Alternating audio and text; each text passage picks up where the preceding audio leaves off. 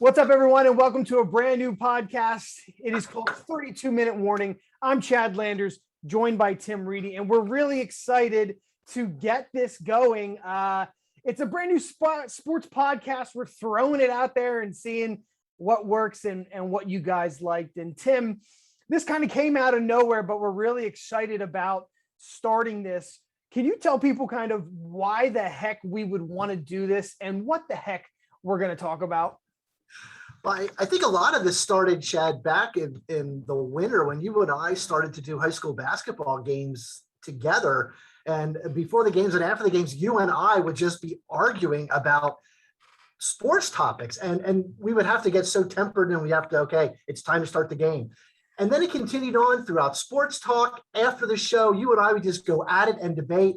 I would love to have a Sharpie because I would just love to write all over your script and say, what are you talking about, Chad? So we came up with this over the summer. We met a lot of times and we think it would be great if we just bring a lot more energy than you normally see us, where we're going to really speak our mind about any sports topics, maybe little food topics in there, like what would you eat at a tailgate might sort of come into action sometimes throughout the season. But we're going to be talking a lot of football, a lot of basketball, Chad, but mostly really arguing with each other.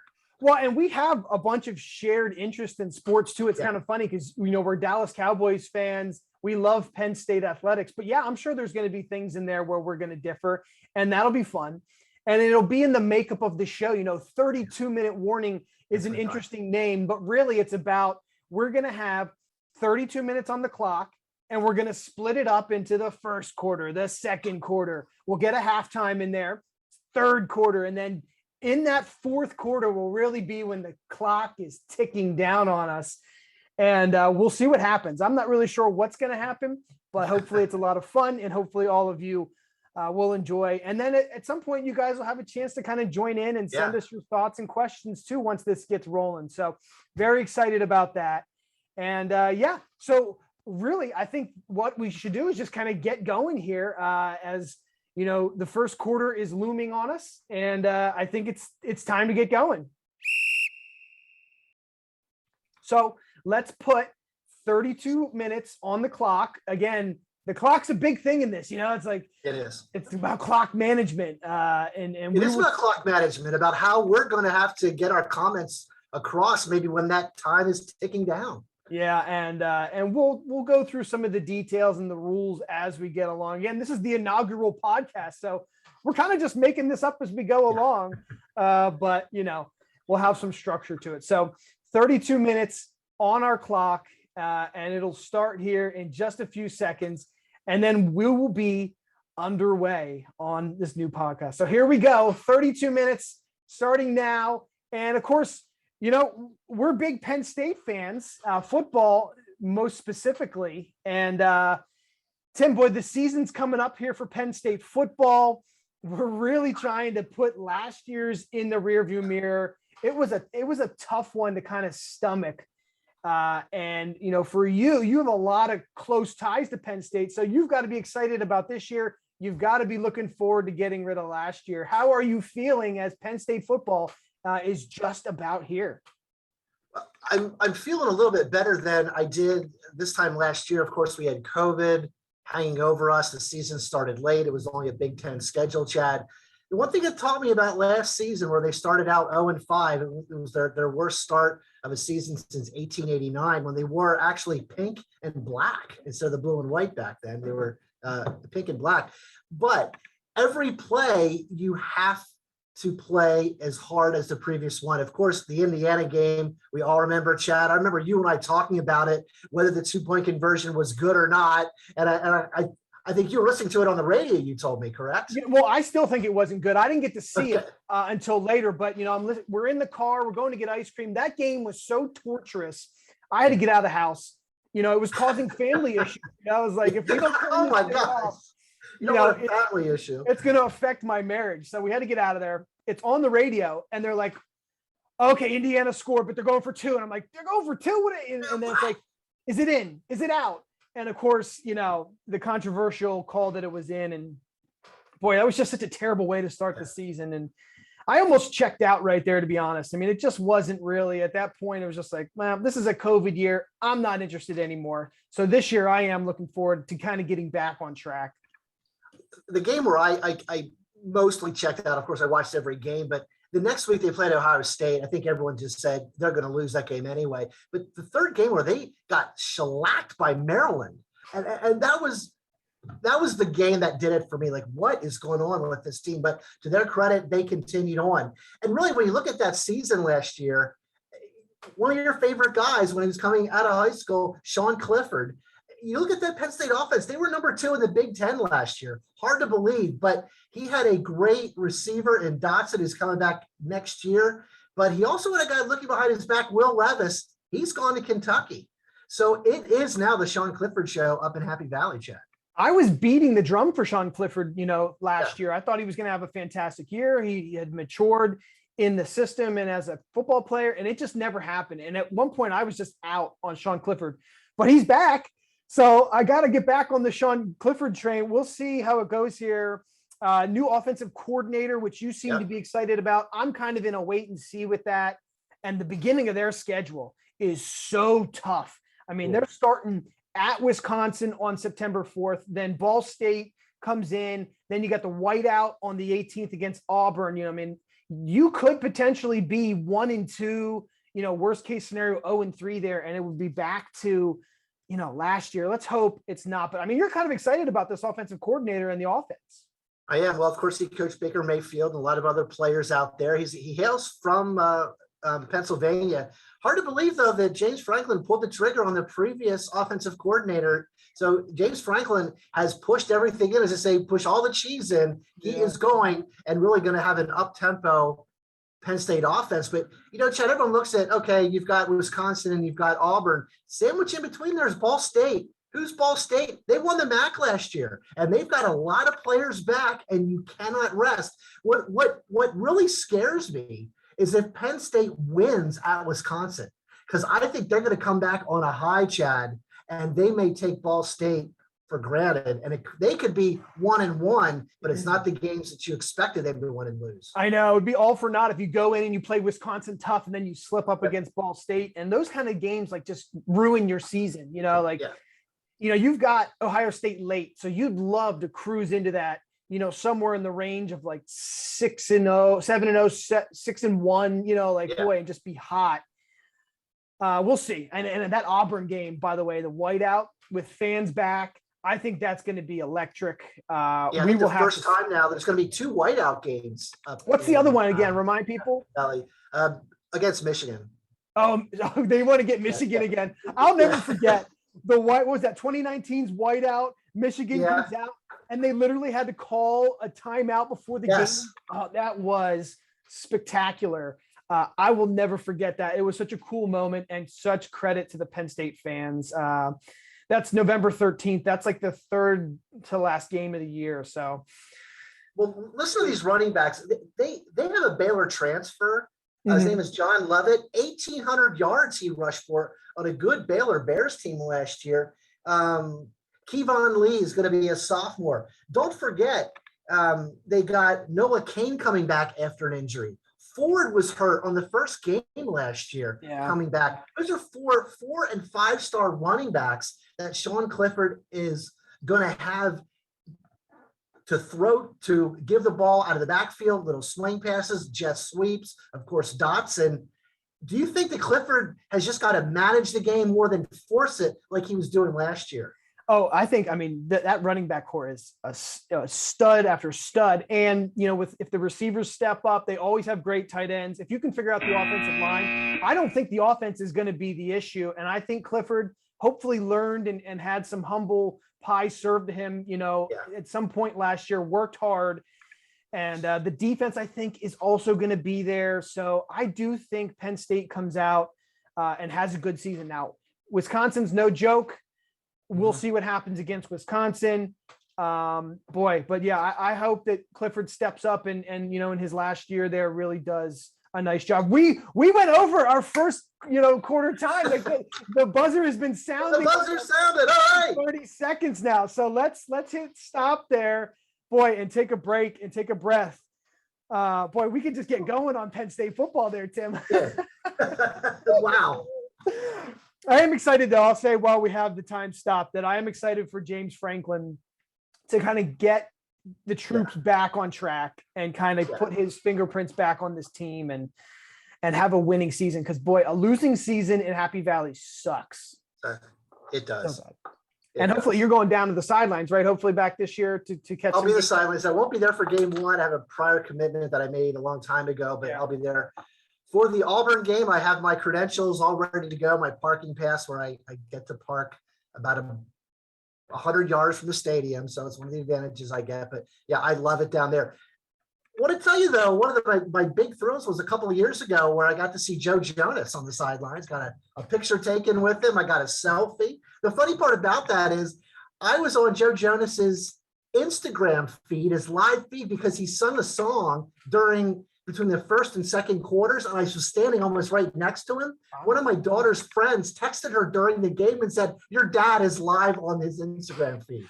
So I am the coolest dad ever. Your dad's actually cool. Look at that. That's cool. That's right. That's so cool. Well, good for you. I hope you enjoy that. We'll check back, when we talk more about that and see how all that is going. And hopefully Penn State is above 500 to start the season. People are going to have an aneurysm if that doesn't. All right. So we didn't go over that much. So that's good. So we're in good shape. Let's get ready to start quarter number 2. Okay. Quarter number 2, we're going to talk kind of what is our bread and butter here at what kind of we've been doing over the past, well, for me, like almost a decade, you much longer, high school sports, high school, football. We both work for Blue Ridge 11. That's my full-time job, is to do sports for Blue Ridge 11. You come in for all different kinds of sports, but obviously high school football, we were just talking on Sports Talk the other day. You've been doing that since what, the 96 season or something like that? Yeah. So that's pretty cool. You've gotten to see a lot. Blue Ridge 11's gotten to see a lot. So let's restart the clock here and we will talk some high school football. So here we go. Second quarter is underway. And, it's interesting, in the 50th year of the Lancaster Lead League football history, it's the last of an era. It's the end of an era here, as the LL League will do one final year with just Lancaster and just Lebanon teams. And then next year, Berks merges in. They're coming in to form this mega 37 team conference, which I'm kind of excited about now. So, how are you feeling? You've gotten to see, teams kind of in the LL just enjoy being in their own little bubble, but it is getting burst here. And teams like Governor Mifflin are coming in, Berks Catholic, Wyomissing, all those teams from up there are all coming in. They're going to find their homes in the different sections, and it's going to be a lot of fun. What are you thinking here? Well, let's just walk back in time a little bit. Let's go back to 1944 when it was known as the County High League, just Lancaster County, right? Okay. And so I wonder, Chad, 50 years ago when the Lebanon schools applied for admission to the Lancaster County High League, I wonder if they were going through the same type of things that we were here. We always play for the section title in Lebanon. These big schools are going to, swallow us up. Now we're scrolling ahead to the vote a couple of years ago. There were 5 schools that voted against this super conference merger. Cacalico, one of those teams in our viewing area. Of course, nobody from Berks County voted against it. But one of the things that they were saying, one of the reasons why they voted against it was, we're going to lose those rivalries. Well, rivalries sort of come and go. There was a rivalry with Manheim Central and Conestoga Valley way back in the day. Yeah, that has now changed to pretty much Cacalico and Manheim Central. So things sort of morph. What I love is you're getting quality teams and really good teams that we haven't seen in a long time, only in district playoffs, from Berks County. The sections that Cacalico is in, Section 4 next year, Cacalico, LS, Conrad Weiser, Chad, Berks Catholic, and Wyomissing. I mean, you're smiling. I'm smiling too. You know what? This is great for football in this area. I know it's a super league, but I'm looking forward for Blue Ridge to cover a lot of those games and you and I talking about it. I think that's kind of why I'm excited. It's been the LL for quite some time, but when you look at like Section 4, you're talking about where Cacalico would slot in there. the Yeah. different matchups and rivalries that they'll just make right in there alone is going to be so exciting to cover. And that changes Oh, things yeah. for Blue Ridge for what I do here, which excites me. And, Section 2 will be fun too, as Section 2 will get mixed up with Warwick and Manheim Central and, Governor Mifflin and other teams come in there. And I think Ephrata and Garden Spot are in Section 3, and there'll be new teams in there. Section 1 is going to be the big boys playing big boy football up there, 6A. So I don't know. Maybe it's just me selfishly. I'm just ready for something new and exciting. And I understand Cocalico is a very small school. So, they don't get the turnout of players like Manheim Township and Wilson do. So, I could see how they would be a little against bringing more teams in. It's harder to win a section title now, Yeah. as hard as it is in Section 2 to win a title, it's now even harder to win in each of these sections because those Berks teams come in. So we'll see. I'm excited to talk about Section 2 this year because I kind of feel like Section 2 is wide open. When you think about Warwick was really head above heels last year in 2020, but this year they graduate a ton of starters. So Manheim Central is looking to bounce back. Cocalico brings back a ton. I think Warwick's right in the mix. We'll see what E-Town Solenko can do. I think Conestoga Valley has a decent shot to make some noise. I'm excited about Section 2. And of course, we get to cover a lot of that here at Blue Ridge. So that makes my job a lot of fun and pretty easy. Conestoga Valley's a team. They won the last 5 games last year. Yeah. And they have a good, solid offense now. It's taken a couple of years to get going. Of course, they pass all the time. They got a good offensive line. It's a team to sort of look at and see how they start out against some non-league competition. Manheim Central's a team that I'm, looking at. Every year you can say, oh, Central's bound for the playoffs. Well, last year they were 0-5, or their first win of the season since 1971. They've got a good quarterback in Novak and a good wide receiver, but they're going to have to see how their special teams go. One thing that Manheim Central, Chad, has always had, this great kickers, great punters that could get the ball down there deep, and they would start every kickoff. The opponent would start on their own 20-yard line. But really, I think for me, I'm looking at it now, right? We don't favor any schools. We're looking at what we have on paper. Cocalico's got to be the sexy pick, aren't they? With that offensive line. Yeah, that's the thing with Cocalico. They've got a senior heavy offensive line and defensive line. And for Cocalico, that's gold. That's where they win games on the line. And then when you factor in all their running backs and all the speed they bring in as well, they have such an advantage, I think, over other teams. Their defense is still going to be good. The hugest question mark is the quarterback. And, for a while they've had Noah Palm, who was amazing, an all-time great. And then Carson Nash stepped in there nice, but both those guys are gone. So they're trying to see what they have in Blake today. Can he fill in there? I think if he does find a way to be what a Cocalico quarterback is, they have a great shot at winning the section. If he's not, I think Manheim Central ascends right back to where they've been. It sounds like they've shored up their line. They've got a great quarterback. They might have the best quarterback in the league, in the section, by the way. They probably do. Maybe outside of Jack Reed, who play a little bit. Yeah, I have more faith in Novak, to be honest with you. But I tend to and agree with you. They always find athletes over there. They always find athletes in Manheim. So, my confidence in those two programs is pretty high. Don't sleep on Warwick. They still have athletes. Yeah. And I do kind of like that Nicely guy over in CV, but I don't know if he has enough horses. Yeah, to make it. To get it done. So if you're Cocalico, Chad, sorry to cut you off there, but if you're Cocalico and they're not doing so well, do you put in Josh Meyer as your freshman quarterback? Yeah, give him a chance. And we'll see. If he's grasping the offense, they'll go with the guy that grasps the offense. That's a tough offense. You've got to read a lot. You got to either hand off or pull it back, and you're reading the DNs, you're reading the guys coming up. That's a tough offense. So we'll see. Can a freshman pull it off? I don't know. But we will have to see. And we'll have to leave it there. We'll jump back into it at some point. But it's tough. Yeah, we're cruising down towards 18 minutes. So I think we're over time a little bit there as well. But we'll see at the end when that clock is ticking down, when we hit the true 2-minute warning, what the show really goes into. But coming up at halftime, we're actually going to talk with a guy that knows Lancaster 11 League football incredibly well in John Walk from LNP, the newspaper in Lancaster County. They do such a great job. And John and Jeff Reinhardt cover it great. So I'm excited to hear what John has to say about some impact players. And we'll get to him here in just a minute. And Tim, I'm excited for our conversation. And then on the back end of that, we're going to talk NFL. We're Dallas Cowboy fans. So we're going to get into all that. And then we'll see what happens at the end of the show, what kind of time we have left for that. But hey, let's get ready for halftime.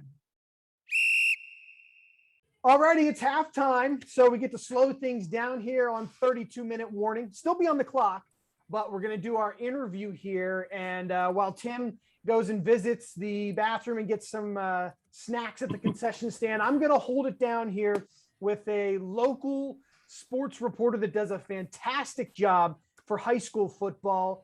Let's call him the Luke Skywalker to Jeff Reinhardt's Obi-Wan Kenobi. And that is John Walk with LNP Sports. Thanks for coming in here, bud. Oh, thanks, man. Appreciate you guys having me. And as we're on halftime, I'll try to be quick because I know me being up in the press box during a Friday night game and we're waiting for the second half to kick off. Oh, it's a TV timeout. So let's hurry it up, right? It's so halftime sometimes for us on production crews is like you're just like running to the bathroom to get back for the second half. It's so crazy, but hey, that's the life and we love it. And we love having you here because I love following you and Jeff for football coverage. You guys do such a great job. You're like a great tag team out there. So we wanted to find out like the impact players for these teams. You could focus on teams and schemes and offenses, but I think it's fun to see who's the one guy that really could push this team over the edge. So as we get going here, we'll start the clock for Cocalico in Section 2. Who is going to be the impact guy this year?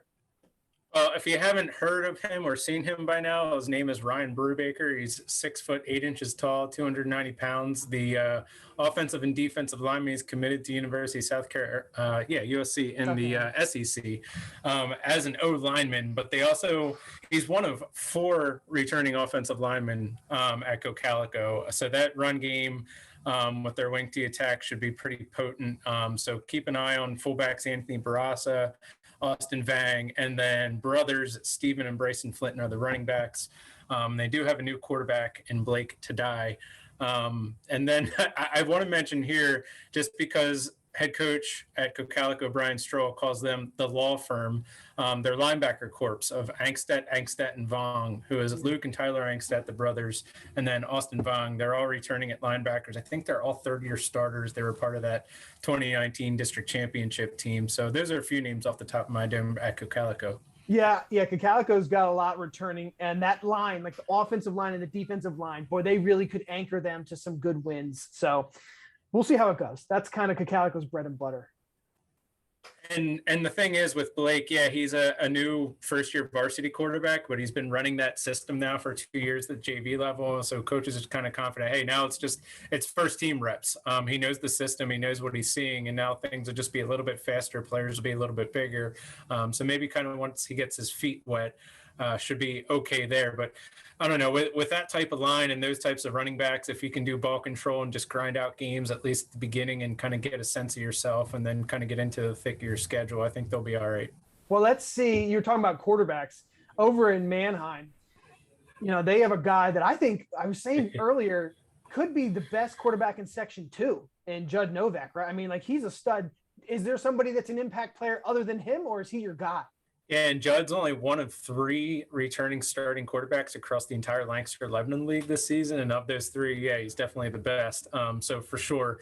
Outside of him, he's going to be throwing the ball a lot to Owen Senseneg, who led the LL League in 2020 with 11 touchdown catches. So Owen Senseneg, we're going to hear a lot. Running back Jaden White, my apologies if I'm mispronouncing that last name, just because it's another season with new names as I'm learning here. And that's kind of the 2 impact guys that we see at Central. Now, they do bring a lot back from last year's team across the board. So we'll kind of get to learn those players as the season goes on. But just a couple defensive names that I like. Linebacker Rocco Doherty. Tyler Fonestock is on the D line, and so is Logan Saunders. And then Mason Weaver is back at safety for them. Cool. All right, hey, the clock is eating you up here, so let's get on to Warwick. Let's just skip right to Warwick. They were loaded with studs last year, but a lot of them graduated, and they were, in my opinion, the favorite to win Section 2 last year. I think Section 2 is wide open. So who's the impact guy for Warwick this year? Who's the impact guy? Goodness, that's a good question because, yeah, with a lot of those new faces, who's going to step up for them? I think Warwick now, as I've learned covering them the last, I don't know, half dozen seasons, yeah, they have a new quarterback, but it seems like they've been a quarterback factory over these last half dozen seasons. And with that said, quarterback Jake Reed kind of steps in there for Joey McCracken. However, if you remember, go back a year, Jack Reed was the starter at Warwick at quarterback the first 2 games before Joey fully recovered from that knee injury. And then he has a wide out in Cooper Eckert, who expects to kind of take that next step for them. And yeah, they lost who was it, Colton Miller at running back, Thatcher Miller at tight end. But I do really like their 2, I don't know, somewhat returning running backs that they're going to have behind Jack to hand off to, and Christian Royer and Brendan Snyder. Christian really proved his mettle last year, so expect him to kind of take on the bulk of the running game for them. Yeah, I mean, it's not going to be Colton Miller. I saw some highlights of him recently. It was just like, dude, that guy was a stud. But, you know, it comes in waves. Right. I do want to give CV a quick shout out. Who was their impact guy? Real quick. Don't go too deep into it, but just get his name out there for everybody. Wide receiver J.I. Plowden, running back Nick Trainer, the 2 to watch there. Quarterback McCoy Nicely, 800 plus passing yards. He's been working on the side this year with Ron Zaver, the former Hempfield coach, and CV is kind of a quarterback factory too. So those are 3 names to watch here at Conestoga Valley. All right, let's see if you can get this in the timer. Ephrata's impact guy in Section 3. I'm pretty sure it's a layup, but let's hear it. Andre Weidman, he does it all. Let's see, 740 all-purpose yards last year, Section 3 first-team All-Star as an athlete, and he plays multiple positions on defense, and I think he's going to be our Week 1 feature boy for LL football this season. Who are they playing in Week 1, Ephrata? Ephrata has Muhlenberg, who was 0-7 last year, so one would think the Mountaineers should be able to get off to a good start. I'm interested to see how Ephrata does in Section 3. We do have a tiny bit of time. You did that great. Who was Garden Spot's impact player real quick? Did you have one? Who was Garden Spots? And well, yeah, they're going to be brand new as far as skill positions go.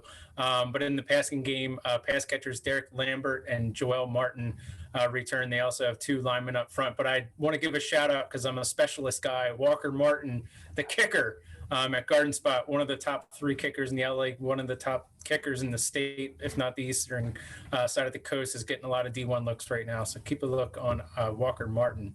All right, you did it. You got it in there. Proud of you.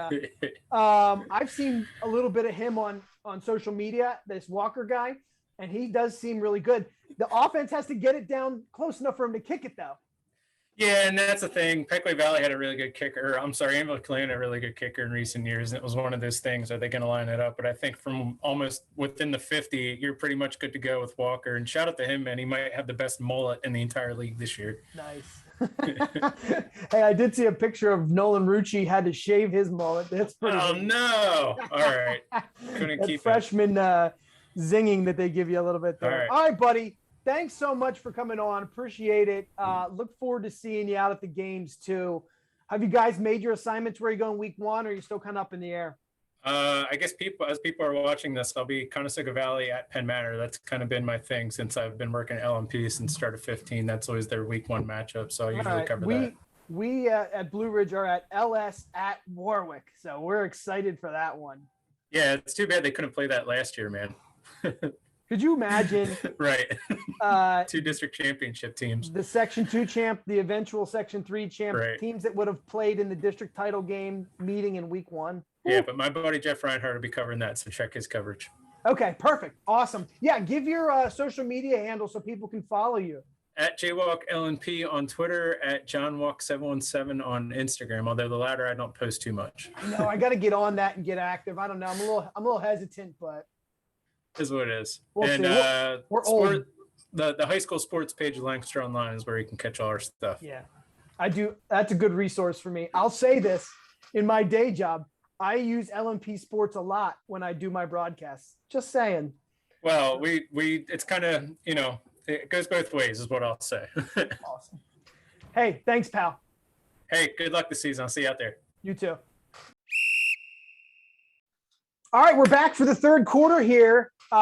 Very excited to talk extra football there with John Walk. Hope you guys enjoyed that. But now we're going to get into more of Tim and I's bread and butter, and it's the NFL. And we said we're Dallas Cowboy fans. I know we're living in Eagle country, so that is a little tough for us. Yeah, do you ever get people that when you say you're a Cowboys fan, they ask you how, why? Do they ever ask you those questions? Of course, because I'm surrounded by Eagles fans. What happened right. was I'm a child of the 90s. So growing up, the start of the 90s, I'm a young kid. I started forming my attachment to winning sports teams, and the Eagles stunk and the Cowboys were good. So I picked the freaking Cowboys and they were winning Super Bowl. So I'm like, this is my team. I'm riding these guys. Kudos to you for sticking with them, because obviously the Cowboys have been in the playoffs a couple of times, but they haven't really been to the glory of the mountaintop since 1995, Chad. So look, we at least stick with our ball clubs. We're not moving around and going to where the winning team is. Yeah. We're sticking with them and we're defending them. They haven't been great. They haven't been great since 95. But 95 was a great year because my Cowboys beat my dad's Steelers in the Super Bowl. Oh, nice. And I will forever have that bragging rights over him for as long as we live. All right. NFC East. And we will get the quarter started right now with just about 12 minutes on the clock to talk for the rest of the show. But for the NFC East, it was an abysmal season last year. I mean, the NFC East was so pathetic that I almost thought like they didn't deserve to have a team in the playoffs. That's how bad the NFC East was, as Washington won it with a 7-9 record. And they didn't really deserve to be in any more than anybody else. So it's got to be better this year, right, Tim? It has to be. There was one point in that season, you and I were talking, that a team with 5 wins might win that. I mean, it was so bad for them. You wonder, though, if Dak Prescott didn't go down, Chad, what Dallas would have done. I think they would have had a better season, obviously, hopefully. But the Washington football team, they showed mettle last year. They didn't really have the best offense. They did what they could, but their defense is tough. Saquon Barkley coming back. But I tell you what, I'm not even going to talk Eagles because that's a train wreck. I think they're going to be bad. I think they're maybe win 4 or 5 games. Yeah. But you look at the Dallas Cowboys on paper. I know we look at them every year, Chad. That's 100% the best offense in the NFC as far as talent-wise is concerned. It's interesting you say that. I have to follow social media for my job a lot, and I saw this tweet, and they had a picture of the offensive guys standing on the sideline for preseason. And it was just like stud. And I'm like, this is a tough offense to stop if Dak stays healthy. And I actually kind of believe that. Now I'm concerned about Dak's health with the shoulder. Sterling shoulder. Yeah. But let's say he's healthy. I do think this is a good team. I do think the defense gets it figured out.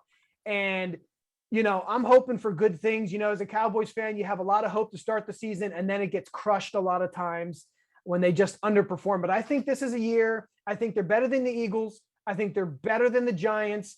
And if somehow they can counterbalance that amazing defense for Washington, I think Dallas can win the NFC East. Now, their over-under totals are pretty high. Like the Cowboys over under is like 9.5. So if they win 10 games or 9 games, Cowboys are winning the NFC East. If they win under that, you bring everybody back to you, I think. Don't you think? Well, and remember, this year there's 17 games. Oh, that's right. 10 wins gets you a division. You hit the head on the head. This is the defense. If they're just a little bit better than what they were last year, this is going to be a great football team. Under the radar, that sort of a lot of people missed was Dan Quinn coming over from Atlanta, not the head coach, but a defensive coordinator. That is his, as you keep saying, bread and butter. And Dallas, I believe, is going to really be good. Of course, my gosh, you and I, draft night, Micah Parsons, are you excited? Oh, I am just pumped that he is in a Cowboy uniform. Unbelievable. I know. I have to kind of see what he's going to be to potentially get his jersey, but if he shines season 1, that 11 jersey is coming home. Now it is going to be tough because they start at the Bucs, the defending Super Bowl champs, which I think is, a pretty a decent chance at a loss. But then they have the I love the way Chargers. Jerry Jones is playing up that game that Dallas has no chance, and they're just going there because they're supposed to be on TV, and they're already going to be 0-1. I mean, come on. Hey, if they come out of that 1-0, I'm going to be dancing. But Yeah, it's yeah. tough with Tom Brady. But then it's, at the Chargers, home against Eagles, home against Panthers, home against Giants, at New England, at Vikings. They could have a winning record heading into the bye. That's not a bad So, schedule, Chad. My Yeah. gosh. we'll see. We'll see. I'm excited. And again, I think the Eagles will underperform. The Giants will be so, and Yeah. we'll see how Fitzpatrick does for Washington. I don't know. I'm interested though with you. We've talked about it a little bit. When like a Penn State guy goes to a rival team, how hard that is to root for. And when you look at Saquon Barkley coming back for the Giants, that crushed me that he got hurt. It's tough to root for him as a Giant, but I love him so much as a player. I mean, how tough is that as a Penn State alum?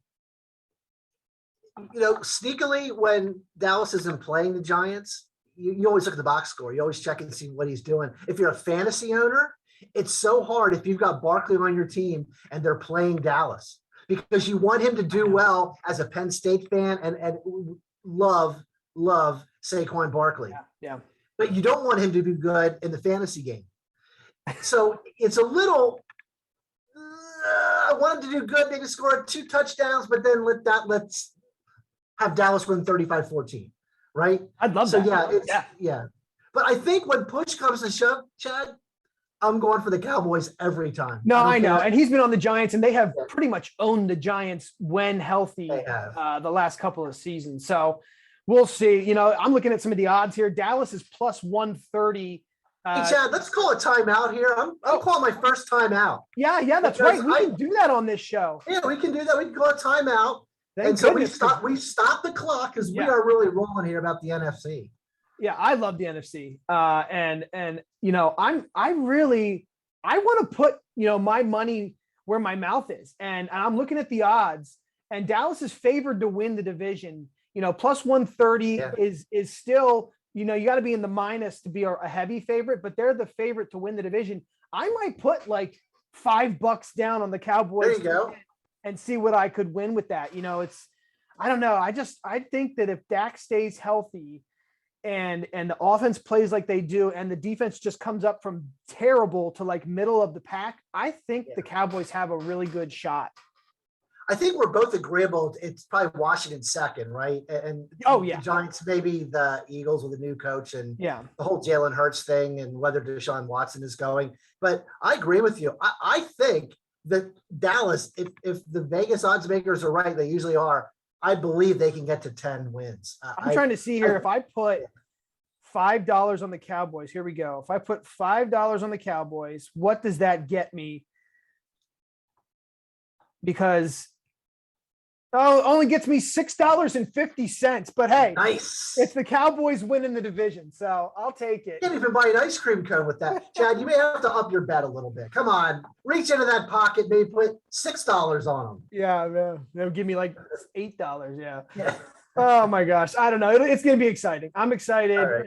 Football's back, and boy, just the possibilities. Do you think that the Eagles have any shot at maybe overperforming that 6.5 win total, or do they? They're set up pretty good for the draft. By the way, if they stink again, they're going to get another great draft pick. Jalen Hurts has 4 games. I think he's under his belt from last year. He's looking over his shoulder. He's got Rieger and he's got Devontae Smith, obviously. Yeah, I like him. Smith's a speedster, but Chad, 180-pound frame. He's 5'7". I know the guy can fly like the wind, but has he met an NFL linebacker yet? Has he met an NFL strong safety that is 6'2" and weighs 245? No. Yeah. I'm concerned that he gets hurt early and often. 17 games is a stretch for him to play this year. Yes. If he plays 10 to 12, I'd be happy if I was the Eagles. So we'll see. Yeah.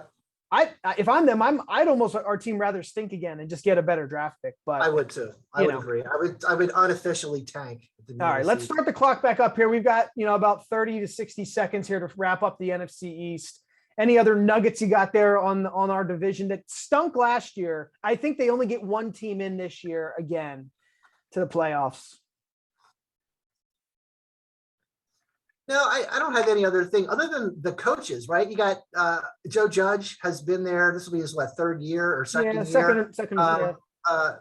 Sirianni for the Eagles, who is this guy? Remember, he was the offensive coordinator out in Indianapolis, where Frank Reich was. Of course, he was in Philadelphia. But I tell you what, Mike McCarthy, he is not my favorite head coach. I will be honest. I didn't like the hire, but I do like that he got Dan Quinn to shore up that defense, and that I think was his best hire for the entire year. All right, let's stop the clock there. But I will agree with you. I was not a fan of the Mike McCarthy hire, and I was not a fan of how they played last year. But I'm trying to be hopeful. I'm trying to let him get his stuff in. A new defensive coordinator, everybody healthy. That's a stud. And I think it will work out for the Cowboys. I think the Cowboys can win 10 games, 10-7. Oh yeah, wins the NFC East going away. Yeah, I think it is going away, Chad. We're on record, so we'll see. We either look great or like a bunch of fools. Yeah, I think we're that anyway, regardless of whether we're right or not. All right, so we're about under 6 minutes for the final quarter here, and let's just get right to the fourth quarter. We're starting it with what?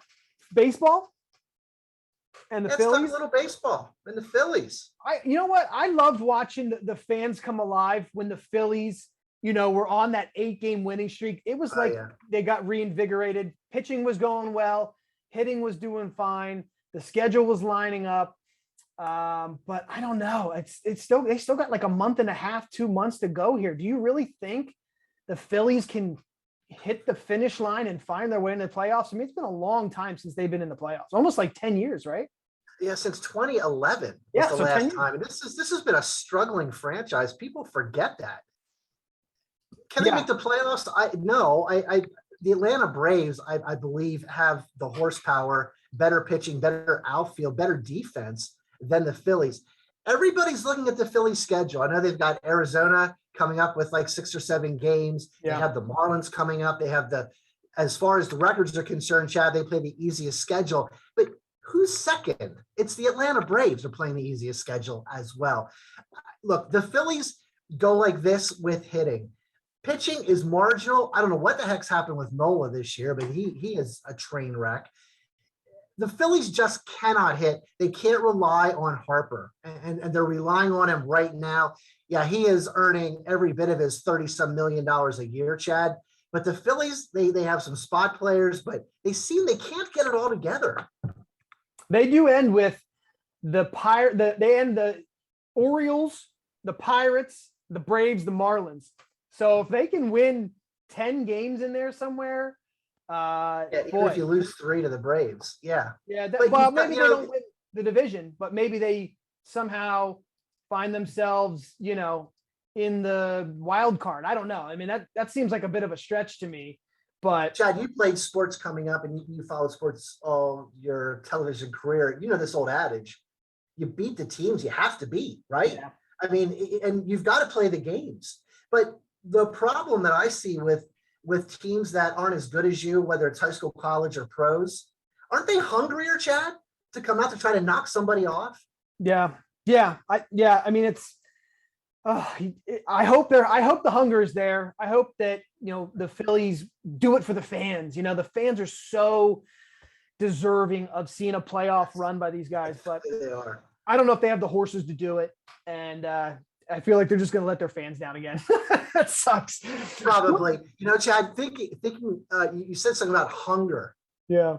We just watched amateur athletes, most of them, hungry for a gold, silver, or bronze medal. I know you were a tweeting machine during the Olympics. You were watching everything. I watched fencing. I watched beach volleyball, of course. I watched table tennis, badminton, rowing. I love the Olympics. Do you have a favorite summer or winter? Favorite Olympic summer Olympic sport? Which one's your go-to? My go-to is beach volleyball. Yeah, and our girls are amazing at that, by the way. Yeah. Right? I think that's my go-to because I don't see it, and the sheer just well, all of them are 6'4", and but if they're playing in sand, how do you jump in sand and still stay fresh? Yeah. Unbelievable to me. All right. Hey, we're approaching the 2-minute warning. So let's take our timeout right here. So our second timeout. Second time out, we can give ourselves. Yep. That's all we get. Yeah. Can I tell you a funny story on social media? Sure. So the Yeah. A-team girls volleyball, April Ross and her partner, they're playing amazing. They're calling them the A-team. Mr. T gets in on Twitter and he's like, I heard these girls were being called the A-team. So No, my team- really, I didn't hear this. and Mr. T is like cheering them on social media. It was so awesome. Oh my gosh, that's awesome. To see them get support from like a guy, just Mr. T. Yeah. But yeah, so beach volleyball is not my go-to. So I'd have to say swimming and gymnastics Okay. is probably my go-to, which sounds hilarious because I've never done any of the two, in my athletic career. Obviously, U.S. men's basketball, I love it, but they stress me out too much. So I had to kind of go to my happy place, and it was swimming. It was, Michael Phelps, I have absolutely loved over the years. He's been a stud, but he's not there anymore. So we had to find some new guys, and Caleb Dressel is like my new Michael Phelps. Caleb Dressel is an absolute machine. I think he won like 5 gold medals at these Olympics, and he is just becoming an absolute star. Of course, Katie Ledecky, she is the queen of the distance races, and she did it again, making history, becoming the first gold medalist of the women's 1500. She basically swam a mile faster than anybody on the planet. So she's amazing. And then there was just so many other amazing stories. I'll tell you this one. Our family takes a summer road trip every year, just to be a family and just to see some amazing things around the country. We went to Omaha and we watched one day in person of the U.S. swim. You did? Wow. It was so Wow. cool. Such a cool experience. And there was this Alaskan girl, a girl from Alaska, swimming in the 100-meter breaststroke. And I had no clue who she was. She, From Alaska. yeah, right? They've never had an Olympian from Alaska until this year. Until this year. Wow. Makes the team. Lydia Jacoby, great story, wins the gold medal in the 100 free and the 100 breast, coming from behind to beat these amazing swimmers. Not only was she the first Olympic athlete on the swim team from Alaska, she also won the first gold for Alaska. It was just like, I was crying. Wow. I was so happy for her. It was so late. My family's like trying to sleep and I'm like cheering for her. So, hey, Chad, take me inside the swimming pool area. Like what is that like? I mean, certainly there's cameras everywhere in the crowd. Yeah, well, it was in an Omaha Convention Center. They built it from scratch. It was not a swimming pool. They built this thing. There's a video of them building it in the convention center, like a time lapse. So they have to do that. Then the stands are there. So we were up, like way up. And you just see this beautiful, pristine pool. They have these amazing lights. I took video, so maybe I'll have to share the video with everybody of like the light show. Oh, that'd be awesome. And it's just so cool. And then they swim. And then if you win, so like if you won like first place, you automatically qualify for the US team. You go off to this like platform, this subterranean platform, and they do the whole, and the winner of the 100 or the 400 freestyle, the GOAT, Katie Ledecky, and she comes out of the ground on this platform, smoke, and she's like, and like the crowd's going crazy. It was such a cool moment. Oh, you don't see that on television at all. And you could tell. And yeah, that they didn't show that on TV. No, so not at all. That was for us in the arena. It was so cool. I loved it. I want to go back to another one. But yeah, so I loved swimming, and of course I'm a Simone Biles super fan. So I love anything Simone. I was so upset that, she got the twisties and I felt so bad for her, all that pressure. I'm so happy she didn't come home hurt. Yep. And she came home with a medal. So I'm glad she made it back. Love Simone, support Simone. But yeah, so that's my go-to, man. That's You know, Chad, one of the other ones I like in the pool is water polo. I watched a lot of water polo. I don't know how they tread water and swim all that time and Yeah. try to stay above water and throw the ball. The goalies must be just unbelievably fit. I saw a couple of them take balls off the face. Yeah. And like you save a ball with your face, you're a stud. Yeah, you are. And we have our girls water polo team is amazing, by the way. They won the gold. And they're unbeatable. So anyway, all right. So that's some of our memories. Let's restart this clock. We're gonna head under 2 minutes here. It's the 2-minute warning, Chad. The 2-minute warning. 2-minute warning. We've made it. I am curious if you could win a gold medal in an Olympic event, winter or summer. What would it be? What would you want? Well, for me, I have to go with one of the best Olympic sports that I like to watch. It's the Winter Olympics. Okay. It's downhill skiing. Wow. I've never skied before, snow skied. Water skied once when I was small, Mhm. but I would love to have the thrill to start at a mountain, be able to make it down there, going speeds at 80 miles an hour on a sheet of ice and win the gold medal. And what's so interesting about it, Chad, is it's 1/1000th of a second differences between some of these things. Like, and all the training that comes down to it in 1 second, you get at the top 20 people. Right. Yeah. But it's just one of those things. So yeah, sort of surprised. I know I went probably not a direction that you thought I'd go, but I love downhill skiing. Well, you'd be racing to Lindsey. watch. You'd be racing Lindsey Vonn, so that would Yeah. be that'd be tough. I don't know what I'd want to. What about you? Boy, I would love. Well, let me pose a question here. Would you rather do an individual or rather have a team medal? All right, so we only have about 30 seconds left in the show. I'm a team Okay. guy through and through. So Okay. probably USA men's basketball would be Nice. an absolute honor in my life to win a gold medal for that. Yep. Whether playing or on the coaching staff, by the way. But yeah, individually, maybe in like one of the races or like in the swimming races, I think it would be cool to win like the 50 free in the swimming. I think Okay. that'd be so cool. So, oh boy, here we go. Last final seconds of the show. It's been so All fun. right. We made it. I can't believe it. Whew. I hope everybody enjoyed that as much as we did. Chad, I am sweating. I really am. This is a bunch of fun. I can't wait to continue this. Of course, we're going to get more polished as far as the times and everything going forward, but it's this whole idea of a football game that's going to be Chad and I. And if you don't like the Cowboys, you're going to hear a lot of Cowboys and Penn State talk. That's true. That is true. Hopefully there's a big fan base that wants to hear that.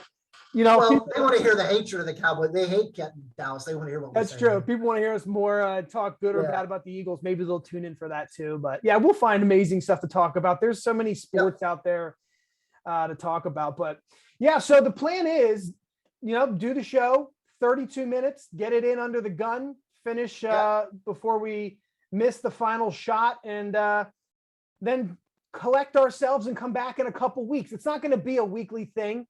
Yep. We've got busy jobs for that, but I think we had enough fun where, Oh, yeah. we can do it every couple of weeks, every month. So we'll find a time, a day. We'll let everybody know on social media, and then we'll be back and we'll talk. All more. right. Yeah. All right, Tim. All right, Chad. Thanks so much, man. See you later. Appreciate everybody tuning in for our new sports podcast, Yeah, thank you. 32-minute warning. Hope you enjoyed it. And be sure to send us in some comments, some thoughts, and even a couple questions or topics you want to hear us go to. You can find me on social media on Twitter at Chad L Sports Guy. That's usually the best place. We will also tweet out our podcast Twitter handle and all of that on social media. And you can find Tim on social media too, if he doesn't make it too hard for everybody to find there. But again, That's right. thanks so much. We appreciate you guys tuning in, Yeah, and we'll be thank you. back. We'll talking sports, having fun, and hopefully entertaining you guys. See you later.